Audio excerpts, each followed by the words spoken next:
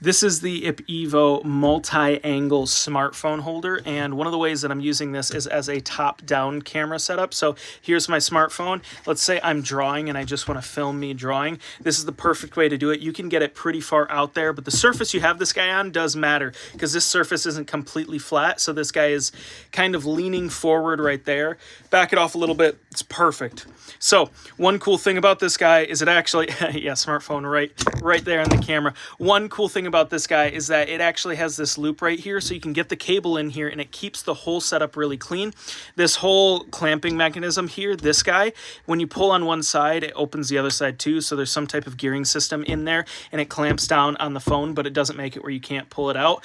All the hinges on this guy are super solid. It's all made out of metal, and every time you position it, they don't go anywhere when you position them. They all have kind of friction, and they're quite tight to where you can move them, but they're not going to move when you actually send them where you need them to. And then finally, this base is all metal. So if you're in the market for a fantastic, super easy way to get your smartphone kind of filming a top-down look with zero problems, I would highly recommend this thing. This thing is going to work fantastic for you, and I highly recommend it.